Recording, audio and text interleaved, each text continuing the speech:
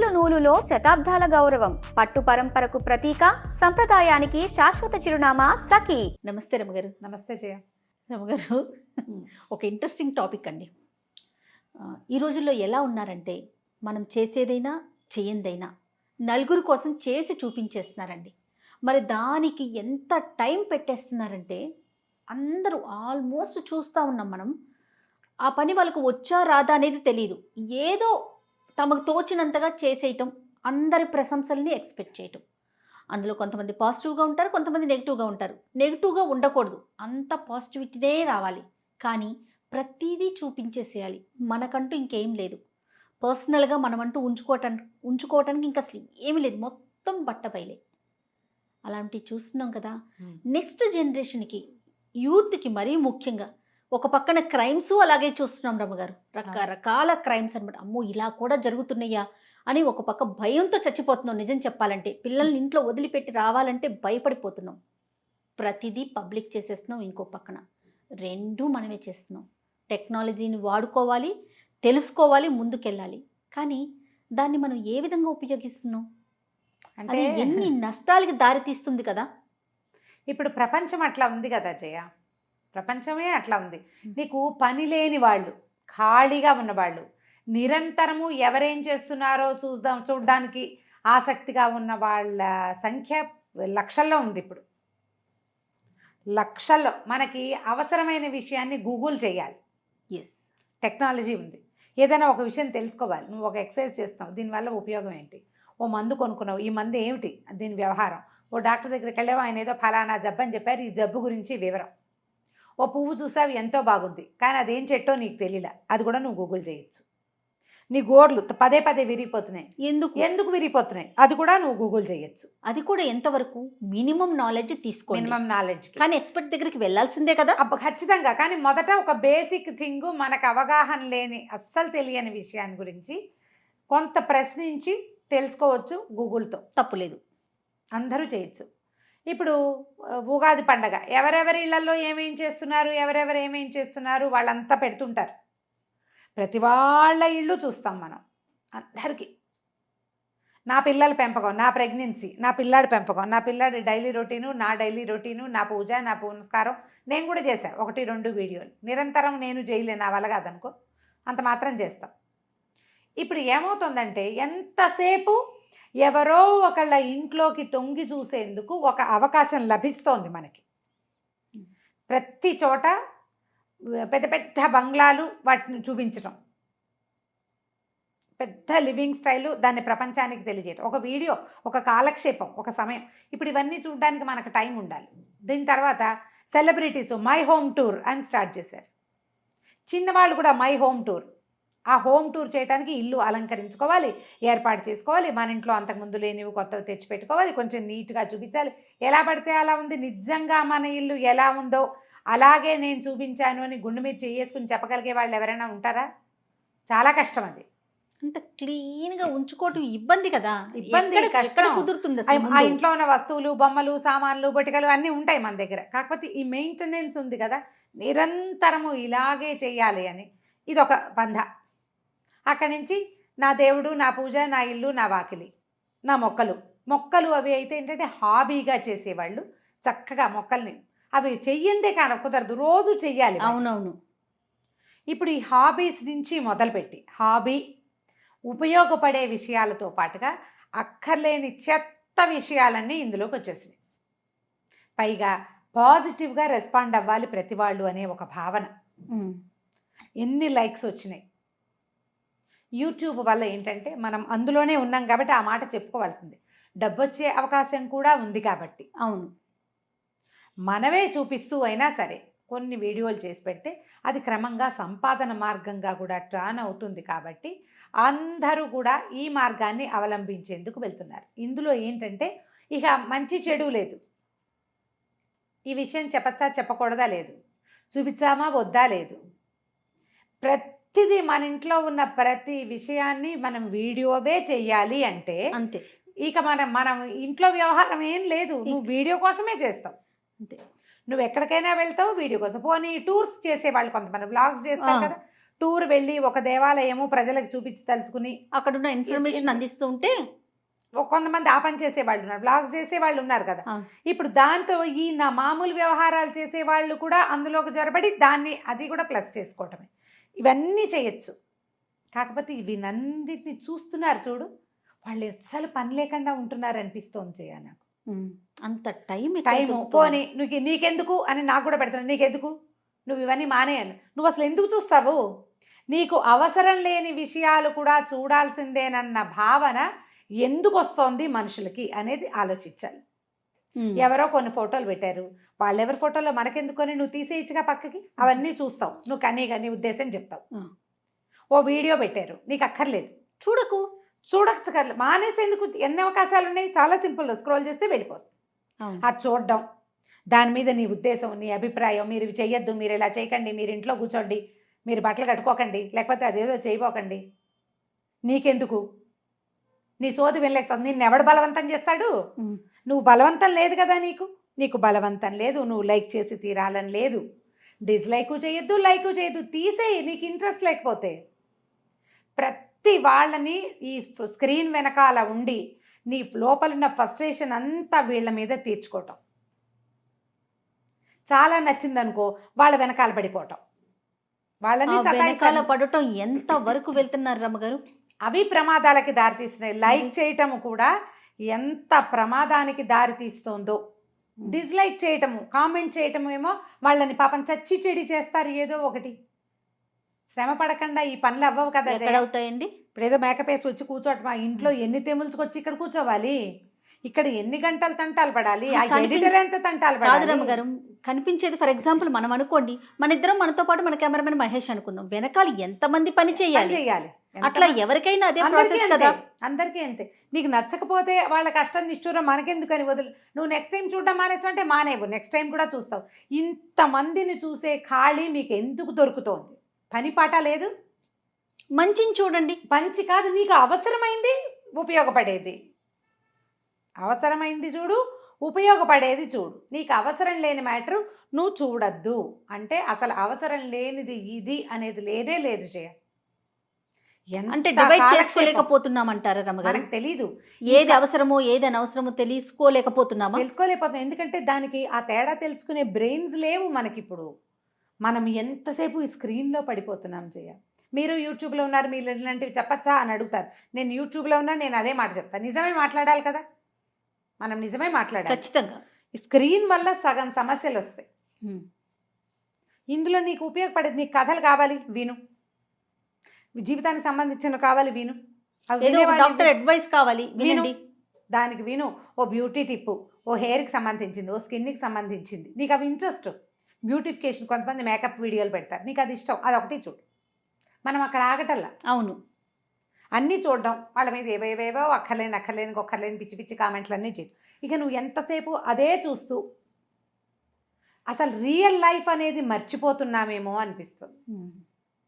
ఇలా నువ్వు వెంట పెడుతున్నారు, అలా నువ్వు వెంట పడుతున్నారు రమ్మగారు. బయటికి వెళ్ళాలంటే భయం, అలాంటి భయాలు వెంటాడుతున్నాయి. అవి ప్లస్ ప్రతి ఒక్కటి, నేను మాట్లాడే ప్రతిదీ నచ్చాలని కోరుకోవటం, అదే ఇది ఒక పందా ఒకటి తయారైంది. నేనేదో ఒకటి చెప్తాను, డిస్లైక్ చేయకూడదు. డిస్లైక్ నాకు కూడా అలాగే అనిపిస్తుంది కదా. ఏదో ఒక మంచి విషయం చెప్పాం, ఎవరో నెగిటివ్గా రియాక్ట్ అవుతారు. ఈవెన్ నేను కూడా అలాగే అనుకుంటా. అది తప్పు కాదు. మనకేంటంటే 100 అప్లాడింగ్ వర్డ్స్ ఉన్నప్పుడు ఒక డిస్లైక్ని ఓర్చుకోలేము మనం. ఓర్చుకోలేకపోవటం, విమర్శని ఓర్చుకోలేము. అది దానికి ఒక లిమిటేషన్ ఉంటుంది రమ్మగారు. ఓర్చుకోలేకపోవటం అంటే నేను ఒప్పుకోను. ఎందుకంటే లైక్ డిస్లైక్ ఉంటుంది. నువ్వు డిస్లైక్ కొట్టు, అంతవరకు హ్యాపీ. అంతేగాని నీ చేయి ఉంది కదా, మనిషి నువ్వు కనిపించవు కదా, నీ చేతికి ఏదొస్తే ఆ భాష పెట్టేస్తారు. అంటే ఎంత బాధాకరంగా అనిపిస్తుంది. బాధాకరం. ఇప్పుడు ఆ కామెంట్లు చూసిన ఇంకొకళ్ళకు కూడా అలాంటి భావజాలాలు వెళ్తాయి, వాళ్ళు ఇంకొకళ్ళకి పెడతాయి. ఇవి ఎలా అంటే కనపడకుండా తిట్టడం. అంతే కదా. నీకు గుండెకాయ ఉంటే ఎదురుకుండా నిలబడి మాట్లాడు, కనిపించరు కాబట్టే కదా. నేనేమంటున్నా, మాట్లాడే ప్రతిదీ నచ్చాలని లేదు. నీకు నచ్చకపోతే వదిలేసే, లేదా నీకు ఇంకా కోపం అనిపిస్తే డిస్లైక్ పెట్టు. దానికి ఆ కామెంట్స్ ఏంటి? నోటికి వచ్చింది బూతులు కూడా అసలు అసలు గూగుల్ న్యూస్లో చూస్తుంటాం, కొన్నింటికైతే ఎన్ని పిచ్చి పిచ్చి కామెంట్ ఏదో అంటే ఆ అవకాశం ఉంది కాబట్టి దాంట్లో కామెంట్ పెట్టి ఒక మంచి కథకి కామెంట్ పెడతారు, ఒక మంచి వాక్యానికి కామెంట్ పెడతారు, వంటకి కామెంట్ పెడతారు. జడ్జిమెంట్లు, నీకు ఇది అవసరమా, నీకు అది అవసరమా, నీకు అది కావాలా, నీకు ఇది కావాలా, నువ్వు చెప్పావు కానీ నువ్వు ఒకదాన్ని వచ్చావు మాకు చెప్పడానికి, నన్నది కాదు అసలు జనరల్ గా అంతే. అవునండి, అవునవును, వయసుతో దానికి తేడా పెద్ద లేదు. లేదు, చిన్న లేదు, మంచి లేదు, చెడు లేదు. ఓ వంట చేసి చూపిస్తే ఆవిడ సౌందర్యం మీద దృష్టి, ఓ ఇల్లో వాకిలో చూపిస్తే నీకు ఇన్ని డబ్బులు ఎక్కడి నుంచి వచ్చాయి నీకెందుకు, ఆవిడ ఇల్లు ఏదో చక్కగా అందంగా అలంకరించుకు చూపిస్తారు, చూపించిన వాళ్ళకి నీకు ఇన్ని డబ్బులు ఎలా వచ్చాయి, మీ ఆయన ఏం చేస్తే ఏం మాటలేదు, ఓర్చుకోలేనితనం. ప్రధానమైనది ఏంటంటే స్క్రీన్ వెనకాల దాక్కుని చేయాలనే దృక్పథం. అయితే ఓకే, ఇది కూడా కరెక్ట్ రమగారి, ఇది కరెక్ట్. దీంతో పాటు మనకంటూ కొన్ని పర్సనల్స్ ఉంటాయి, దాన్ని కూడా మనము చూపించేస్తున్నామేమో, నలుగురికి తెలియచేసేస్తున్నామేమో అని అనిపిస్తూ ఉంటుంది నాకు. అంటే ఈ షో చేయటం అనేది మొదలు పెడితే కనుక ఆగదు జయ. ఒక వీడియో కావాలి, ఈ వారంలో ఒక రెండో మూడో రిలీజ్ చేద్దాం అనుకున్నాం, దాని నుంచి కొంచెం డబ్బులు కూడా వస్తున్నాయి అనుకో, ఫేము డబ్బు ఈ రెండు వస్తున్నప్పుడు ఆగదు. మరి మనకంటూ ఇంకా అసలు ఏం మిగులుతుంది రమగారు? అంటే నువ్వు ఉంచుకో, నీకు ఇంట్రెస్ట్, నాకు అలా ఇంట్రెస్ట్ లేదు, నాకేం పర్సనల్ థింగ్స్ లేవు, నేను చూపిస్తానని అనిపిస్తుంది వాళ్ళకి. అందుకని ఇక ప్రతిదీ చూపిస్తాం, ప్రతిదీ చేస్తాం. మనం చూపిస్తున్నాం, వాళ్ళు చూస్తున్నారు, వాళ్ళు చూస్తున్నారు, మనం చూపిస్తున్నాం, రెండు జరుగుతూ ఉన్నాయి కదా. అంతే కదా జయ. ఇప్పుడు నీకు సినిమాలు కూడా అదే కదా అంటారు, పిచ్చి సినిమాలు, వాళ్ళు మీరందరూ చూస్తున్నారు కాబట్టి మేము తీస్తున్నాం అంటారు. ఇది కూడా అంతే. మనం అసలు చేసుకోని పండగలు ఇప్పుడు ఎందుకు జయ, నువ్వు పెళ్ళిళ్ళకి తీసుకో, అసలు పెళ్ళిళ్ళకి కానీ ఓణీల ఫంక్షన్లు కానీ మనం హల్దీలు మెహందీలు సంగీతులు మన ఊళ్ళల్లో ఉన్నాయా? ఉండవు. ఇప్పుడు ప్రతి వాళ్ళు సంగీతులు, పెళ్లిలో సంగీత కోసం అందరూ డ్యాన్సులు నేర్చుకోవటం, ఆ డ్యాన్స్ ఆ పెళ్లిలో చేసే ప్రతిదాన్ని యూట్యూబ్లో పెడుతున్నారు, ప్రతిదాన్ని. అసలు లేనే లేవు మనకి మన పెళ్లి వేడుకలు సంప్రదాయబద్ధమైన వేడుకలు ఇప్పుడు మనం హిందీ వాళ్ళవి చేసేస్తున్నాం. అవును అవును, అన్నీ సినిమాటిక్కే, వాళ్ళు కూడా అంత సినిమాటిక్గా చెయ్యరు. వాళ్ళ సినిమాల వల్ల ఇంకొంచెం వాళ్ళు పెంచారు డోసు, మనం కూడా పెంచాం. ఇప్పుడు మామూలు ఇళ్లల్లో కూడా సీమంతాల వేడుకలు కూడా ఎంత గ్రాండ్గా, వీడియోల కోసమే ఆ ఖర్చు అంతా. చిన్న చిన్న వాటిని కూడా పెద్దవి చేసుకున్నాం. అంటే ఇలా వేడుకలు చేసుకోవటం ఏమీ తప్పు కాదమ్మా, ఏం తప్పు కాదు, సంపాదించుకోవాలి, అది తప్పు కాదు. కానీ కాకపోతే ఎక్కడో ఒక చిన్న హద్దు అనేది ఒకటి ఉంటుంది, అది ఎక్కడుందో ఆలోచించుకుని అక్కడ పెట్టుకోవాలి. డే బేబీ నుంచి పిల్లల్ని చూపిస్తున్నారు, 1 డే బేబీ దగ్గర నుంచి ప్రతిరోజు వాడిని నిద్ర లేవటం, వాడు కూర్చోవటం, వాడు నుంచోవటం, వాడు నడవటం, వాడు అంటాం, వాడు అంటాం, వాడితో నేను. మీరు ఇంకా బేబీ నుంచి మాట్లాడుతున్నారు కదా, ప్రెగ్నెన్సీ డే 1 నుంచి కూడా చూపించేస్తున్నారు రమగారు. బై మిస్టేక్ ఏదైనా జరిగితే ఇట్లా జరిగిందనేది కూడా ఒక వీడియో. నేను ప్రెగ్నెంట్ని బై మిస్టేక్ అయ్యింది, అదొక వీడియో. అంటే ఇది ఎవరినో కించపరచడం అని కాదు, కానీ ఏంటంటే ఇప్పుడు నేను ఇంకోటి చెప్తా జయ, దీంట్లో వీళ్ళు ఇలా చేస్తే ఇన్ని రకాలు చూస్తుంటామా. మొన్న ఎవరో తెలిసిన అమ్మాయి వచ్చింది ఊరి నుంచి, దానికి February 2 వచ్చానని చెప్పడం కూడా, February 2కి వచ్చాను అంటే నేను 10కి వెళ్ళిపోతా. 2కి రావటం 10 అంటే నాకు టైం అనుకున్నారు, టైం అనుకున్నాను నేను. February 2 10th వెళ్ళిపోతుంది. ఓకే, ఆ సాధారణ భాష కూడా అమ్మాయికి తెలియదు. వ్లాగ్స్ చేయాలని సరదాట, అందరు చేస్తున్నారు, నాకు కూడా చేయాలన్నది, చాలా బాగుంటుంది, ఎంతో సరదాగా ఉంటుంది. ఇంటర్మీడియట్ పిల్లలు, 10th క్లాస్ పిల్లలు, 8th క్లాస్ పిల్లలు, 5th క్లాస్ పిల్లవాడు ఒకడు, వాడు తన కథలొచ్చు తన వీడియో రిలీజ్ చేయాలనుకుంటున్నాడు. మీరు నాకు కూడా కొంతమంది పెడుతుంటారు, మీరు నన్ను ఎంకరేజ్ చేయండి, నేను వంట చేసి పెడుతున్నాను. మాకు చుట్టాల పిల్లల్లో కూడా ఆడపిల్లలు 2-3 కిచెన్ ఏవో మొదలు పెట్టుకున్నారు. సీరియస్గా చేయట్లేదు, కానీ వాళ్ళని ఎంకరేజ్ చేయాలి. ప్రతి వాళ్ళని ఎంకరేజ్ చేసేసేయాలి, అది కూడా కోరుకుంటున్నారు. అదొక సంపాదన మార్గం వీళ్ళకి. మీకెన్నో నన్నైతే ఓపెన్గా అడిగే వాళ్ళు ఉన్నారు జయ, అసలు ఈ మాట అడగచ్చా అని మొహమాట పట్టాలి, అస్సలు లేదండి. పెద్దవాళ్ళు ఈవిని అడగటం ఏంటి అని కూడా అడగటం. మీకు ఎంత వస్తుంది, మీకు ఎంత ఇస్తారు, మీకేమొస్తుంది? అబ్బో యూట్యూబ్లో లక్షలు సంపాదిస్తున్న వాళ్ళు ఉన్నారు కదా, మీకు అంతే. యూట్యూబ్ చేస్తున్నప్పుడు నాకు లక్షలు వస్తాయి, నాకేం లక్షలు కొత్త కాదు, అయినా సరే అదో ప్రశ్న.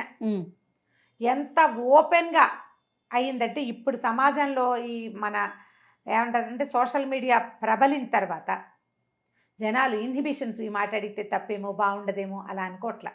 స్క్రీన్ వెనకాల అనుకోవట్లేదు, స్క్రీన్ ముందు అనుకోవట్లేదు. అవునండి, హద్దు లేకుండా అవుతున్నాము. నాలెడ్జ్ పెంచుకోవటానికి వాడుకుంటే తప్పే లేదు, వాడుకోవాలి కూడా. కానీ మీరన్నారు చూడండి, ఒక ఎక్కడో ఒక చోట దానికి ఒక ఫుల్ స్టాప్ పెట్టుకోవాలి. ఫుల్ స్టాప్ పెట్టుకుంటేనే మంచిది. పిల్లల్ని వీడియోలో ఇన్వాల్వ్ చేసేయటము, వాళ్ళకు కూడా ఇదే ప్రపంచంగా తయారు చేయటము, ఇది ఒక ఏమన్నాలంటే ఆర్టిఫిషియల్ లైఫ్ స్టైల్ని అలవరచకండి, హాయిగా ఉండనివ్వండి వాళ్ళని. నగా నట్రా చూపించేస్తా ఉంటారా రమ్మగారు? నాకు చూసినప్పుడు అనిపిస్తుంది, ఓయమ్మ క్రైమ్ న్యూస్ ఇన్ని జరుగుతూ ఉన్నాయి కదా, అయినా చూపిస్తారు. అయినా చూపించేస్తారు. నేను అది ఎట్లా కొనుక్కున్నా, ఎంత సేఫ్టీ వాళ్ళకి ఉన్నట్లు మనం ఎన్ని వ్యూస్ వస్తాయో జయ ఆ నగల వాటికి. నగల షాపులు వాళ్ళు చూపించారంటే ఒక రకం. ఒక అర్థం ఉంది. ఇళ్లలో వాళ్ళే మా ఫలానా ఫంక్షన్కి ఇన్ని వడ్డాణాలు అన్నీ పెట్టుకుని ఎంత ప్రమాదం. అయితే ఒకటి మాకంత తెలివి లేదా అంటారు. మా ఫంక్షన్ అయింది వేరే రోజున, మేము ఇది కానీ మీ దగ్గర ఇంత వస్తువు ఉందని జనాలకు తెలిసిపోతుంది కదా. అదే కదా, అవన్నీ ప్రమాదాలే ఏమిటో. మరి ఏదో వాళ్ళ మన ధైర్యం. క్లోజ్ సర్కిల్ వరకు తెలియటం వేరు, మనం ప్రపంచానికి తెలిసిపోతా ఉంది కదా.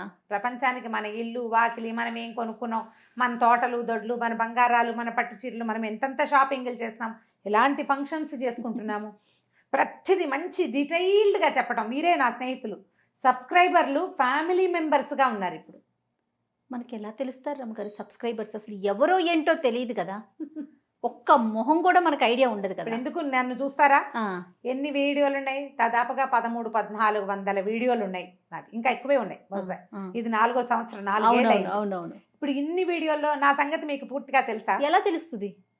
నేనేం చెప్పానో అదే మీకు తెలుసు, అంతే. నేను మీకు తెలీదు. మనం ఎవరిని తెలుసుకోలేము. మహా అగ్ర నటులు వాళ్ళంతా మనకు తెలుసని మనం అనుకుంటాం. అసలు మనిషి మనకు ఎట్లా తెలుస్తారు? ఆ క్లోజ్ సర్కిల్ మాత్రమే వాళ్ళ తత్వాన్ని తెలుసుకోగలుగుతుంది.